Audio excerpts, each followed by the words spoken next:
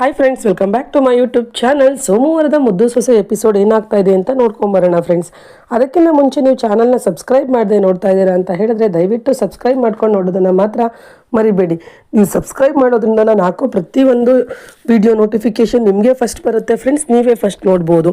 ಹಾಗೆ ವಿಡಿಯೋ ಇಷ್ಟ ಆಗಿದ್ದಲ್ಲಿ ಲೈಕ್ ಶೇರ್ ಮಾಡಿ, ನಿಮ್ಗೆ ಕಮೆಂಟ್ ಮಾಡಿ ಹೇಗೆ ವಿಡಿಯೋ ಹೇಳಿದ್ದೀನಿ ಅಂತ ಹೇಳಿ.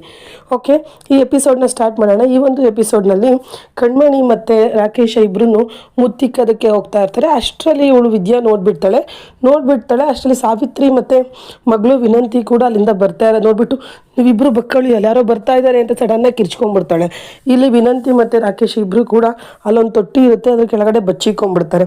ಆಗ ಸಾವಿತ್ರಿ, ಏಯ್ ಏನೇ ಮಾಡ್ತಾ ಇದೆಯಾ ನೀನು ಇಲ್ಲಿ ಇಷ್ಟೊತ್ತಲ್ಲಿ ವಿದ್ಯಾ ಅಂತ ಹೇಳ್ತಾಳೆ.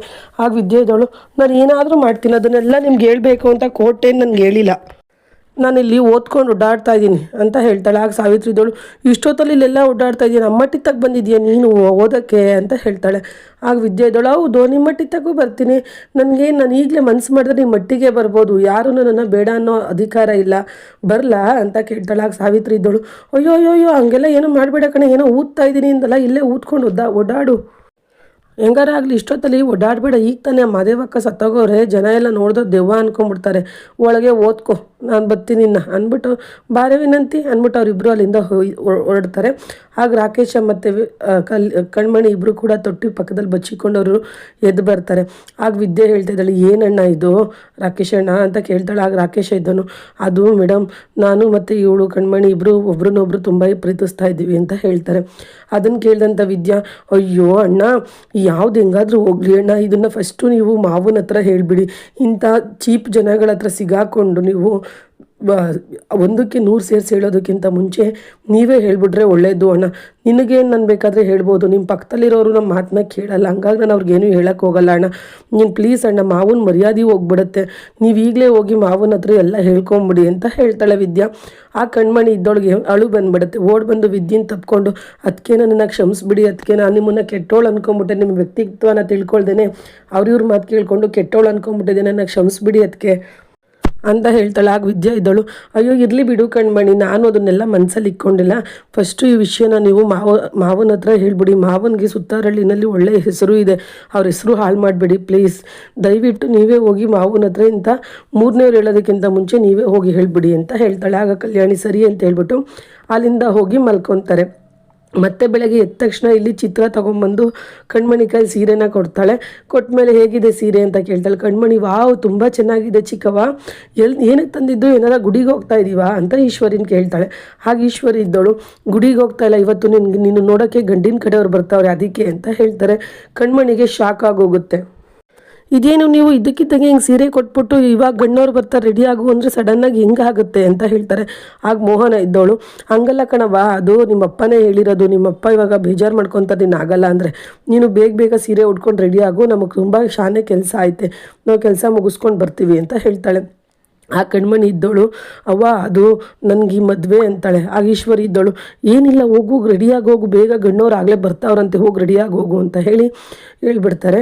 ಕಣ್ಮಣಿಗೆ ತುಂಬ ಬೇಜಾರಾಗ್ತಾ ಇದೆ ಇಲ್ಲಿ. ಮತ್ತಿಲ್ಲಿ ಈಶ್ವರಿ ಮತ್ತು ಚಿತ್ರ ಇಬ್ಬರು ಬಂದು ರಾಕೇಶ್ ಕಾರ್ ಓಡಿಸ್ತಾ ಇರ್ತಾನೆ.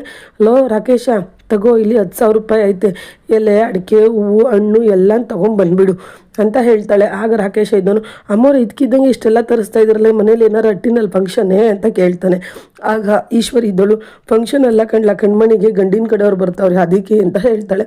ರಾಕೇಶ ಹಂಗೆ ಶಾಕಾಗಿ ನಿಂತ್ಕೊಂಡ್ಬಿಡ್ತಾನೆ. ಆಗ ಈಶ್ವರಿ ಇದ್ದವಳು, ಏಯ್ ರಾಕೇಶ ಏನೆಲ್ಲ ಆಯಿತು, ಗರ ಬಡ್ದು ನಂಗೆ ನಿಂತ್ಕೊಂಡಲ್ಲ, ಹೋಗಿ ಟೈಮ್ ಆಯಿತು, ಹಟ್ಟಿಗೆ ಬೇಗ ತೊಗೊಂಬ, ಇನ್ನೂ ದುಡ್ಡು ಶಾರ್ಟೇಜ್ ಆದರೆ ಫೋನ್ ಮಾಡು ಕಳಿಸ್ತೀನಿ ಅಂತ ಹೇಳ್ತಾಳೆ. ಮತ್ತಿಲ್ಲಿ ರಾಕೇಶ ಕೂಡ ಬೇಜಾರು ಮಾಡಿಕೊಂಡು ಹೋಗ್ತಾ ಇದ್ದಾನೆ ಅಂಗಡಿಗೆ. ಇಲ್ಲಿ ಕಣ್ಮಣಿ ಫುಲ್ ರೆಡಿಯಾಗಿ ಕೂತಿರ್ತಾಳೆ. ಅವ್ರ ಅಮ್ಮ ಬಂದವಳು ಕತ್ತಿಗೆ ಒಡವೆ ಆಗಿಬಿಟ್ಟು, ನೋಡಿ ಮಗಳ ಎಷ್ಟು ಮುದ್ದಾಗಿ ಕಾಣಿಸ್ತಾ ಇದೆಯಾ, ನಾನು ಚಂಪಾ ಬಂದು ಹೆಲ್ಪ್ ಮಾಡ್ತಾಳೆ ನಂಗೆ ರೆಡಿ ಆಗೋಕ್ಕೆ ಅಂತಂದರೆ, ನೀನು ಯಾರು ಹೆಲ್ಪು ಬೇಡ ನಾನೇ ರೆಡಿ ಆಗ್ತೀನಿ ಅಂತ ಕೂತಿದ್ಯಾ, ಮುದ್ದಾಗಿ ಕಾಣಿಸ್ತಾ ಇದೆಯಾ ಅಂತ ಮೋಹನ ಹೇಳ್ತಾರೆ. ಆಗ ಕಣ್ಮಣಿ ಇದ್ದವಳು, ಅಮ್ಮ ನನಗೆ ಈ ಮದುವೆ ಇಷ್ಟ ಇಲ್ಲ ಅಮ್ಮ, ಇಷ್ಟು ಬೇಗ ಮದುವೆಗಿದ್ವೇ ಇಲ್ಲ, ಯಾಕಮ್ಮ ನನಗೆ ನೀವು ಹಿಂಗೆ ಮದುವೆ ಮಾಡೋದಕ್ಕೆ ನನ್ನ ಅಲ್ಲಿಂದ ಕರೆಸಿದ್ರಾ ಅಂತ ಹೇಳ್ತಾಳೆ. ಆಗ ಮೋಹನ ಇದ್ದವಳು, ಅಯ್ಯೋ ನಾನು ಏನವ ಹೇಳಿ, ನಿಮ್ಮಪ್ಪ ಎಲ್ಲ ರೆಡಿ ಮಾಡೈತೆ, ನಿಮ್ಮ ಅಪ್ಪಂಗೆ ನಾನು ಏನೂ ಹೇಳೋಕ್ಕಾಗಲ್ಲ, ನೀ ಮದುವೆ ಆಗಬೇಕು ಅಂತ ಹೇಳ್ತಾರೆ, ಯಾವತ್ತಿದ್ರೂ ಮದುವೆ ಆಗೋದೇ ಆಗಲೇಬೇಕು ಅಂತ ಹೇಳ್ತಾರೆ. ಆ ಕಣ್ಮಣಿ ಇದ್ದವಳು, ಇಲ್ಲ ಅವ್ವ ನೀವು ಹಿಂಗೆ ಮದುವೆ ಮಾಡ್ತೀನಿ ಅಂತ ಹೇಳಿದ್ರೆ ನಾನು ಮತ್ತೆ ಮಾವನ ಮನೆಗೆ ಹೊಂಟೋಗ್ತೀನಿ ಅಷ್ಟೇ ಅಂತ ಹೇಳ್ತಾಳೆ. ಆ ಮೋಹನ ಇದ್ದವಳು, ನಿಮ್ಮ ಅಪ್ಪಂಗೆ ಹೇಳ್ಬಿಟ್ಟು ನೀನು ಎಲ್ಗಾರ ಹೋಗವ, ನನಗೇನು ತೊಂದರೆ ಇಲ್ಲ ಅಂತ ಹೇಳ್ತಾಳೆ. ಆಗ ಕಣ್ಮಣಿ ಇದ್ದಳು, ಅದು ಅವ್ವ ನಾನು ಮತ್ತೆ ಅಂತ ಹೇಳ್ತಾಳೆ. ಅಷ್ಟರಲ್ಲಿ ಚಂಪಾ ಬಂದ್ಬಿಡ್ತಾಳೆ. ಅದು ಅತ್ತೆ ನಿಮ್ಮನ್ನು ಅಮ್ಮಮ್ಮ ಕರೀತಾ ಇದ್ದಾರೆ ಅಂತ ಹೇಳ್ತಾಳೆ. ಆಗ ಮೋಹನ ಇದ್ದಳು, ಸರಿ ಸರಿ ಚಂಪಾ ನೀನು ಇವಳ ಜೊತೆನೇ ಇರು, ನಾನು ಒಂಚೂರು ಅಮ್ಮಮ್ಮನ ಏನು ಕೇಳ್ಕೊಂಬರ್ತೀನಿ ಅಂತ ಹೇಳಿ ಮೋಹನ ಅಲ್ಲಿಂದ ಹೊರಟೋಗ್ತಾಳೆ. ಮತ್ತಿಲ್ಲಿ ಗಂಡಿನ ಕಡೆಯವ್ರು ಬಂದೇ ಬಿಡ್ತಾರೆ. ಗಂಡಿನ ಕಡೆಯವ್ರು ಬಂದು ಮತ್ತಿನ್ನೇನಕ್ಕೆ ತಡ, ಕರೀರಿ ಹುಡುಗಿನ ನೋಡೇ ಬಿಡೋಣ ಅಂತ ಹೇಳ್ತಾರೆ. ಆಗ ಮೋಹನ ಹುಡುಗಿನ ಕರ್ಕೊಂಬರ್ತಾಳೆ. ಕರ್ಕೊಬಂದ್ಮೇಲೆ ಅವಳೆಲ್ರಿಗೂ ಜ್ಯೂಸ್ ಕೊಡ್ತಾಳೆ ಕಣ್ಮಣಿ. ಜ್ಯೂಸ್ ಕೊಟ್ಟಾದಮೇಲೆ ಗಂಡಿನಪ್ಪ ಹೇಳ್ತಾ ಇದ್ದಾರೆ, ನೋಡಿ ಗೌಡ್ರೆ ನಮಗೆ ಹುಡುಗಿ ಸಂಪೂರ್ಣವಾಗಿ ಇಷ್ಟ ಆಗಿದ್ದಾಳೆ, ಇನ್ನು ನಿಮ್ಮದೇ ಏನೇ ಇದ್ರೂ ನಿರ್ಧಾರ, ನಿಮಗೂ ಒಪ್ಪಿಗೆ ಆಗ್ಬಿಟ್ಟಿದ್ರೆ ಇನ್ನೇನು ತಡ ಯಾಕೆ, ಒಪ್ಪಿಳ್ಳೆ ತೊಗೊಂಬಿಡೋಣ ಇಬ್ಬರು ಒಪ್ಪಿಗೆ ಆಗಿದೆ ಅಂತ ಹೇಳ್ತಾರೆ. ಆಗ ಸಾವಿತ್ರಿ ಇದ್ದವಳು, ಅಯ್ಯೋ ಸಡನ್ನಾಗಿ ಹಿಂಗೆ ಹುಡುಗಿ ಈಗ ನೋಡ್ಬಿಟ್ಟು ಒಪ್ಪಿಗೆ ಹಾಕ್ಬಿಡ್ತು ಅಂದರೆ ಆದತ್ತೆ ಅಂತ ಹೇಳ್ತಾಳೆ. ಆಗ ಈಶ್ವರಿ ಇದ್ದವಳು, ಸಾವಿತ್ರಿ ನೀನು ಸುಮ್ಮನೆ ಇರು, ಶೀಘ್ರಮೇವ ಕಲ್ಯಾಣ ಮಸ್ತು ಅನ್ನೋ ಥರ ಬೇಗ ಮದುವೆ ಕೂಡ ಬರ್ತಾ ಇದೆ, ಆಗಲಿ ಬಿಡು ಒಳ್ಳೇದೇ ಅಲ್ವೇ, ನೀನು ಯಾಕೆ ಹಿಂಗೆ ಮಧ್ಯದಲ್ಲಿ ಮಾತಾಡ್ತಾ ಇದೆಯಾ ಅಂತ ಹೇಳ್ತಾರೆ. ಆಗ ಭಗೀರಥಿಯವರು ಕೂಡ ಹೌದೌದು ಏನೋ ಒಳ್ಳೇದೇ ಆಗ್ತಾ ಇದೆ, ಎಲ್ಲ ಒಳ್ಳೇದಾದರೆ ಯಾಕೆ ಬೇಡ ಅನ್ಬೇಕು, ಆಗಲಿ ಅಂತ ಹೇಳ್ತಾರೆ. ಆಗ ಹುಡುಗನ ಅಪ್ಪ ಇದ್ದವರು, ನೋಡಿ ನನ್ನ ಮಗ ನವೀನ್ ಕೂಡ ನಿಮ್ಮ ಮಗಳನ್ನ ಒಪ್ಕೊಂಡಿದ್ದಾನೆ, ಈಗ ನಾವೇನೇ ಇದ್ರೂ ಒಪ್ಪಿಳೆ ತಗೊಳ್ಳೋಣ ಅಂತ ಹೇಳ್ತಾರೆ. ಅದಾದಮೇಲೆ ಶಿವರಾಮೇಗೌಡರು ಎಲ್ಲರೂ ಕೇಳ್ತಾ ಇದ್ದಾರೆ, ಮಗ ಭದ್ರ ಅವ್ವ ಮೋಹನ ನಿಮಗೆಲ್ಲ ಇಷ್ಟ ಆಯ್ತೆ ಅಂತ ಕೇಳ್ತಾರೆ. ಎಲ್ಲರೂ ಕೂಡ ನಮಗಂತೂ ಈ ಸಂಬಂಧ ಇಷ್ಟ ಆಯಿತು ಅಂತ ಹೇಳ್ತಾರೆ. ಅದಾದಮೇಲೆ ಕಣ್ಮಣಿನೂ ಕೂಡ ಕೇಳ್ತಾನೆ ಶಿವರಾಮೇಗೌಡರು. ಆಗ ಈಶ್ವರಿ ಇದ್ದವಳು, ಅಯ್ಯೋ ಮಾವ ಅದಿನ್ನೂ ಚಿಕ್ಕ ಹುಡುಗಿ ಬಾವ, ಅವಳಿಗೆಲ್ಲಿ ಗೊತ್ತಾಗುತ್ತೆ, ಅದಕ್ಕಿಂತ ಹೆಚ್ಚಾಗಿ ಅವಳು ನಿಮ್ಮ ಮಾತನ್ನ ಯಾವತ್ತಾರ ಮೀರಿದ್ದಾಳೆ, ಅವಳಿಗೂ ಈ ಮದುವೆ ಒಪ್ಪಿಗೆ ಇರುತ್ತೆ ಬಿಡಿ ಅಂತ ಇವಳೇ ಹೇಳಿಬಿಡ್ತಾಳೆ.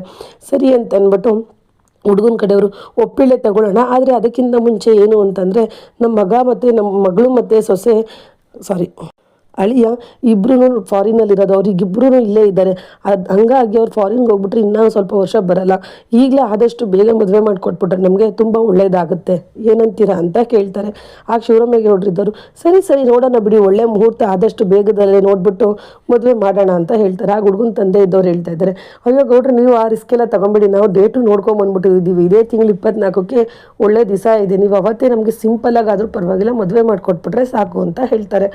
ಆಗ ಶಿವರಾಮೇಗೌಡರು ಸರಿ ಮಾಡೋಣ, ನೀವು ಹೇಳಿದ ಡೇಟ್ಗೆ ಮಾಡಿಕೊಟ್ರಾಯ್ತು ಬಿಡಿ ಅಂತ ಹೇಳಿ ಇಬ್ಬರು ಒಪ್ಪಿಳೆ ತೊಗೊತಾ ಇದ್ದಾರೆ. ನನ್ನ ಮಗ ನವೀನ್ಗೆ ನಿಮ್ಮ ಮಗಳು ಕಣ್ಮಣಿನ ತೊಗೊಳೋದಕ್ಕೆ ನಮ್ಗೆ ಸಂಪೂರ್ಣ ಒಪ್ಪಿಗೆ ಇದೆ ಅಂತ ಇವರು ಹೇಳ್ತಾರೆ. ಆ ಕಡೆ ಅವರು ಕೂಡ ನಿಮ್ಮ ಮಗನ ಅಳಿನಾಗಿ ಪಡೆಯೋದಕ್ಕೆ ನಮಗೂ ಸಂಪೂರ್ಣ ಒಪ್ಪಿಗೆ ಇದೆ ಅಂತ ಅವರು ಹೇಳಿ ಒಪ್ಪಿಳೆ ತೊಗೊಂಡ್ಬಿಡ್ತಾರೆ. ತದಾದ ನಂತರ ಗೋವಿಂದೇಗೌಡರು ಗಂಡಿನ ಅಪ್ಪನ ಕೇಳ್ತಾ ಇದ್ದಾರೆ, ನಮ್ಮ ಕಡೆಯಿಂದ ಏನಾದರೂ ನಿಮಗೆ ಎಕ್ಸ್ಪೆಕ್ಟೇಷನ್ ಇದೆಯಾ ಅಂತ. ಆಗ ಗಂಡಿನ ಕಡೆಯವರು, ಅಯ್ಯೋ ಗೌಡ್ರೆ ಹಂಗೆಲ್ಲ ಏನೂ ಇಲ್ಲ, ನಿಮ್ಮ ಮಗಳನ್ನ ನೀವು ಹುಟ್ಟುಬಟ್ಟೆಲ್ಲಿ ಕಳಿಸ್ಕೊಟ್ರು ನಾವು ಸೊಸೆಯಾಗಿ ಒಪ್ಕೊತೀವಿ, ನಮಗೇನು ಬೇಡ ನಿಮ್ಮ ಕಡೆಯಿಂದ ಅಂತ ಅವನು ಹೇಳ್ತಾನೆ. ಆಗ ಶಿವರಾಮೇಗೌಡರು ಇದ್ದವರು, ಅಯ್ಯೋ ನೀವು ಅದು ನಿಮ್ಮ ದೊಡ್ಡತನ ತೋರಿಸುತ್ತೆ ನೀವು ಹಂಗೆ ಅನ್ನೋದು, ನನ್ನ ಮಗಳನ್ನ ನಾನು ಹಂಗೆ ಕಳ್ಸೋಕ್ಕತ್ತದೆ, ನಾನು ಹುಡುಗನಿಗೆ ಒಂದು ಕಾರ್ ಕೊಡ್ತೀನಿ, ಹಂಗೆ ನನ್ನ ಮಗಳ ಹೆಸರಿಗೆ 5 ಲಕ್ಷ ಡೆಪಾಸಿಟ್ ಮಾಡ್ತೀನಿ, ಹಂಗೆ ಮಂಡ್ಯದಲ್ಲಿ ಅವರಿಬ್ಬರು ಉಳ್ಕೊಳ್ಳೋದಕ್ಕೆ ಒಂದು ದೊಡ್ಡ ಬಂಗ್ಲೆನ ಕಟ್ಟಿಸ್ಬೇಕು ಅಂತ ಅಂದ್ಕೊಂಡಿದ್ದೀನಿ ಅಂತ ಹೇಳ್ತಾರೆ. ಅದನ್ನು ಕೇಳಿ ಗಂಡಿನ ಕಡೆಯವ್ರಿಗೆ ಖುಷಿ ಆಗುತ್ತೆ. ಇಲ್ಲಿ ಸಾವಿತ್ರಿ ಹುರ್ಕೊಂತ ಇದ್ದಾಳೆ, ಅಯ್ಯೋ ಇಷ್ಟು ಆಸ್ತಿ ಎಲ್ಲ ನಮ್ಮ ಅಣ್ಣ ಅವಳಿಗೆ ಕೊಟ್ಬಿಡ್ತಾನಲ್ಲ ಅಂತ ಸಾವಿತ್ರಿ ಬೇಜಾರು ಮಾಡ್ಕೊತಾ ಇದ್ದಾಳೆ. ಅದಾದ ನಂತರ ಗಂಡಿನ ಕಡೆಯವರು, ಸರಿ ಗೌಡ್ರೆ ನಿಮ್ಮ ಇಷ್ಟದಂತೆ ಆಗಲಿ, ನಾವಿನ್ನೂ ಹೊರಡ್ಬೋದೆ ಅಂತ ಹೇಳಿ ಅಲ್ಲಿಂದ ಹೊರಡ್ತಾರೆ. ಶಿವರಾಮೇಗೌಡರು ಕೂಡ ಗೋವಿಂದ ಒಂಚೂರಲ್ಲ ಇದ್ರ ಕೆಲಸಕ್ಕೆ ಹೋಗ್ಬಿಟ್ಟು ಬರೋಣ ಅಂತ ಅವರು ಕೂಡ ಹೊರಡ್ತಾರೆ. ಇಲ್ಲಿ ಕಣ್ಮಣಿ ತುಂಬ ಬೇಜಾರಾಗಿ ನಿಂತಿದ್ದಾಳೆ. ಅದಾದ ನಂತರ ಸಾವಿತ್ರಿ ಇದ್ದಳು ಅವ್ರ ಅಮ್ಮನ ಹತ್ರ ಹೇಳ್ತಿದ್ದಾಳೆ, ನನಗೆ ಯಾಕೋ ಈ ಸಂಬಂಧ ಇಷ್ಟ ಆಗಲಿಲ್ಲ, ಹುಡುಗ ಹಸಿ ಮೆದೆ ಅನಿಸುತ್ತೆ, ನಾನು ನೋಡಿರೋ ಹುಡುಗ ಇದಕ್ಕಿಂತ ಚುರುಕಾಗಿದ್ದ ಅಂತ ಹೇಳ್ತಾಳೆ. ಆಗ ಭಗೀರಥಿಯವರು, ಸಾಕು ಮುಚ್ಚೆ ಸಾವಿತ್ರಿ, ಹೆಂಗೋ ಮದುವೆ ಬೇಗ ಆಗ್ತಾಯಿದೆ, ಒಳ್ಳೇದಾಗ್ತಾಯಿದೆ ಅಂತ ಖುಷಿ ಪಡೋದು ಬಿಟ್ಟು ನಾನು ನೋಡಿದ್ದು ನೀನು ನೋಡಿದ್ದು ಅನ್ಕೊಂಡು ಗೊತ್ತಿದೆಯಾ, ನಿನಗೇನು ಬುದ್ಧಿ ಇಲ್ವಾ, ಮುಚ್ಚು ಬಾಯಿ ಅಂತ ಹೇಳಿ ಸಾವಿತ್ರಿ ಬಾಯಿನ ಮುಚ್ಚಿಸ್ತಾರೆ. ಭದ್ರ ಇಲ್ಲಿ ಔಟ್ ಹೌಸ್ಗೆ ಹೋಗ್ತಾನೆ. ಹೋದಾಗ ವಿದ್ಯಾ ಕೇಳ್ತಾ ಇದ್ದಾಳೆ, ಅಂದಾಗೆ ಕಣ್ಮಣಿಗೆ ನೀವು ಗಂಡಿನ ಸಂಬಂಧ ನೋಡಿದ್ದೀರಂತೆ, ನೀವು ಕಣ್ಮಣಿನ ಕೇಳಬೇಕಾಗಿತ್ತಲ್ವ ಒಂದು ಮಾತನ್ನ, ಇಷ್ಟ ಆಯ್ತಾ ಹುಡುಗನ ಸಂಬಂಧ ಹೆಂಗೆ ಅಂತ ಹೇಳ್ತಾರೆ. ಆಗ ಭದ್ರ ಇದ್ದನು, ನನ್ನ ತಂಗಿ ಹಂಗೆಲ್ಲ ಇಲ್ಲ, ಪ್ರೀತಿ ಗೀತಿ ಅಂತೆಲ್ಲ ಮಾಡ್ಕೊಂಡಿರಲ್ಲ ಅವಳಿಗೆ ಈ ಸಂಬಂಧ ಇಷ್ಟನೇ ಆಗಿರುತ್ತೆ, ನಮ್ಮ ಫ್ಯಾಮಿಲಿನಲ್ಲಿ ಗಿರುತಿ ಯಾವುದೂ ಇಲ್ಲ ಅಂತ ಹೇಳ್ತಾನೆ. ಆಗ ವಿದ್ಯಾ ಇದ್ದವಳು, ಅಂದಾಗೆ ನೀವು ಕೂಡ ನನ್ನ ಪ್ರೀತಿ ಮಾಡಿನೇ ಮದುವೆ ಆಗಿದ್ದು ಅಂತ ಹೇಳ್ತಾಳೆ. ಭದ್ರ ಇದ್ದವನು, ಜೀವನದಲ್ಲಿ ನಾನು ಅದೊಂದೇ ತಪ್ಪು ಮಾಡಿದ್ದು ಅಂತ ಹೇಳಿ ಹೊರಟೋಗ್ತಾನೆ. ಇದಿಷ್ಟು ಬಂದು ಇವತ್ತಿನ ಸಂಚಿಕೆ ಫ್ರೆಂಡ್ಸ್. ನಾಳಿನ ಸಂಚಿಕೆಗಾಗಿ ಈ ಕೂಡಲೇ ಈ ಚಾನಲ್ನ ಸಬ್ಸ್ಕ್ರೈಬ್ ಮಾಡೋದನ್ನ ಮರಿಬೇಡಿ. Thank you for watching. Bye.